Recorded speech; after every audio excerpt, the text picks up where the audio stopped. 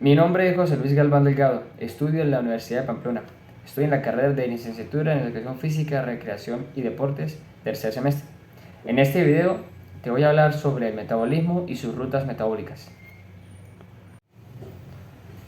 Rutas metabólicas. Una ruta metabólica es un conjunto de reacciones químicas consecutivas catalizadas por enzimas programadas por la célula.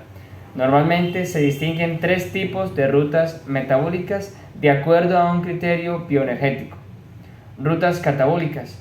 Son rutas en las cuales los nutrientes orgánicos se degradan oxidativamente en productos finales simples como el propósito de obtener energía química y poder reductor para ser transformados en otras formas de energía útil para la célula. La energía química normalmente se convierte en un equivalente biológico durante la síntesis de la ATP y el poder reductor en la síntesis del NADPH, por ejemplo, la glucólisis y la beta-oxidación. En conjunto, estas rutas constituyen al catabolismo. Rutas anabólicas. Son rutas que convierten moléculas precursoras de bajo peso molecular, tales como el dióxido de carbono, acetato o piruvato, en moléculas progresivamente más grandes y complejas como proteínas, polisacáridos, lípidos de membrana y ácidos nucleicos. Tales rutas invariablemente requieren el consumo de energía y poder reductor. Se denominan colectivamente como anabolismo, por ejemplo, el ciclo de Calvin y la biosíntesis de ácidos grasosos. Rutas anfibólicas. Son rutas mixtas, tanto catabólicas como anabólicas. Por ejemplo, el ciclo de Krebs cumple un papel crucial en el catabolismo de carbohidratos, ácidos grasosos y aminoácidos, pero también proporciona precursores para muchas rutas biosintéticas a través de reacciones que cumplieron el mismo propósito en antepasados anaeróbicos.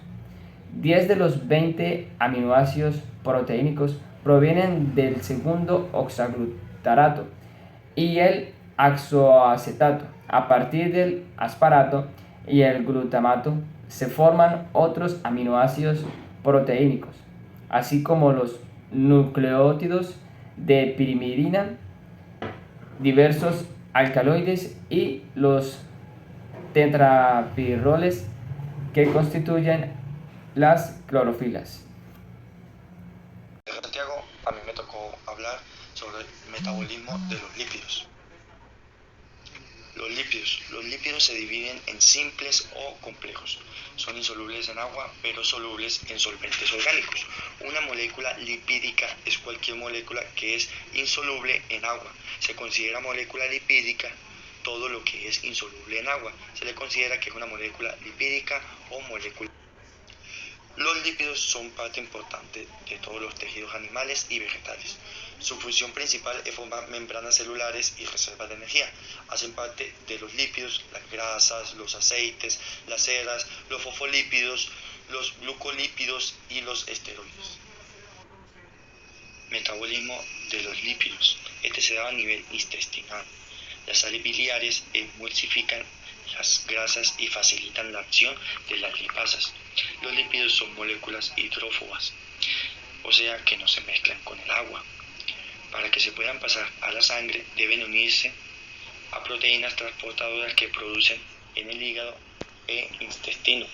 ¿Cuáles son estas proteínas? La HDL, la LDL, la IDL y la VLDL. Pero las más importantes en este caso son la HDL y la LDL. Las lipoproteínas son partículas esféricas con cubierta proteica formada por fosfolípidos y colesterol. Las proteínas se llaman APO y se designan con letras A, B, C, D, E, además de un número. La clasificación de las lipoproteínas está aquí en la tabla, que es, aquí tenemos por primero el kilomicrón, que es la lipoproteína más grande, la VLDL, lipoproteína de muy baja densidad, la IDL, lipoproteína de densidad intermedia, la LDL, lipoproteína de baja densidad. Estas que están de rojo son lipoproteínas se le consideran malas. Y está la HDL, lipoproteína de alta densidad, que es la buena. ¿Por qué se le considera lipoproteína buena? Porque ella cumple con una función muy importante, que es que cuando nosotros consumimos lípidos de dieta, ellas los transportan por esta lipoproteína hasta el tejido adiposo donde se va a almacenar, o hasta el hígado donde se va a eliminar. Lo mismo que la LDL, pero la HDL, cuando se agotan las reservas de lípidos, las células necesitan formar más tejido adiposo para almacenar la HDL. Sigue cargando con el lípido. La LDL no, apenas el tejido adiposo se va a empezar a formar, se coloca muy lento el almacenamiento. La LDL empieza a liberar grasas en lugares donde no debe liberar el almacenamiento de grasas.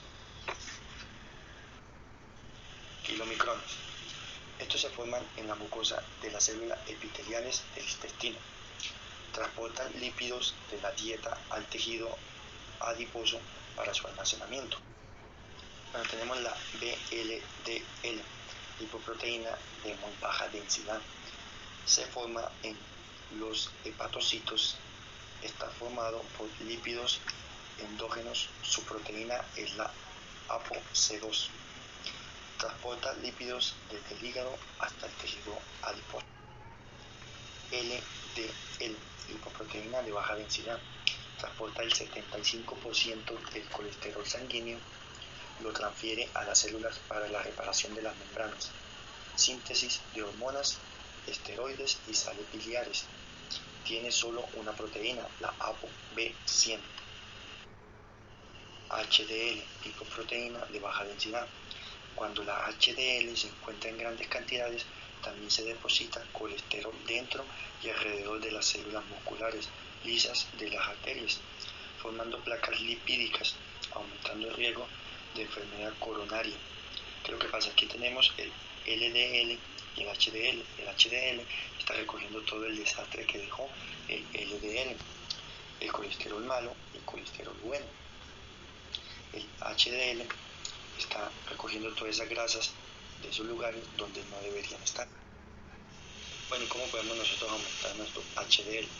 Remueve el exceso de colesterol de las células y la sangre y lo transporta al hígado para su eliminación. Como la HDL previene la acumulación de colesterol en la sangre, se conoce como colesterol bueno. ¿Cómo podemos hacerlo nosotros? Pues con ejercicios cardiovasculares, con correr, hacer ejercicio, bailar, bailoterapias y también con una buena dieta. La dieta balanceada, en la cual no tengamos papas fritas, perros calientes y todas esas cosas que nos hacen daño para el colesterol. Bueno, y hasta aquí por mi parte. Muchas gracias. Mi nombre es John Jairo Arias Contreras. Bueno, a mí me tocó hablar sobre el metabolismo de las proteínas. ¿Qué función tiene las proteínas en nuestro cuerpo? Las proteínas son muy importantes en nuestro cuerpo porque son las que realizan las funciones estructurales y las que regulan nuestro cuerpo, nuestras células, las que van formando todos nuestros tejidos y eso. El metabolismo de las proteínas. Durante la digestión, las proteínas se hidrolizan en aminoácidos que entran al hígado por la vena porta. El metabolismo de proteínas. Entonces, las proteínas se desdoblan en aminoácidos que tiene un factor de crecimiento y pasa al IGF, donde puedan crear nuevas proteínas.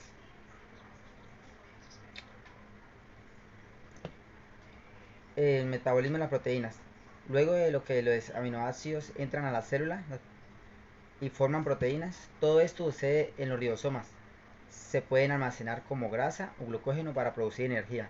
Entonces, vamos del EDN que pasa al ADN y en función pasa a la función enzimática. De la función enzimática pasa a la función hormonal, también la función transportadora, función reserva y función estructural. En el catabolismo de las proteínas ocurre el cortisol, lo que es donde van las proteínas a ser desgastadas, son degradadas en los aminoácidos y se forma el reciclado, que se forman nuevas proteínas y va como en el hepatocito, que son los ácidos grasosos, los cuerpos cateinoides o glucosa. Una pequeña porción de aminoácidos es oxidada para formar un ATP, que son formar nuevos glóbulos rojos. ¿Cómo ingresan los aminoácidos a las proteínas? Con la latina, la treosina, la glicina, la serina, la clisterina. Eso va por el purvato. Luego sigue pasan directo a la ferritina, tirisolina, leucina, tucina, trifosfato. Luego todo eso va a la filatina toxina, que va hacia el isleucina, metionina, matina y como succinilcoa, y la arginina, histina, glutamina y prolina como glutamato. Y luego todo eso forma el ciclo del ácido glutamato.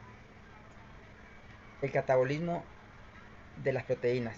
Los aminoácidos antes de entrar al ciclo de Krebs sufren la desanimación y este proceso ocurre en el hepatocito y se produce los 3 átomos de hidrógeno y uno entonces entonces las proteínas estructurales. Las proteínas estructurales, como por ejemplo la célula. Las proteínas forman las células, entran a las paredes de las células y van formando lo que es los miocitos. Y eso lo que genera es que va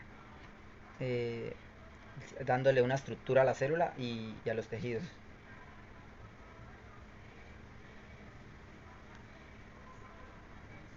¿Podría haber vida sin las proteínas? Ningún ser podría vivir con las proteínas, ya que son las que normalmente la más importante de nuestro organismo, porque nos conductan, nos dan estructura, nos dan todo nuestro cuerpo.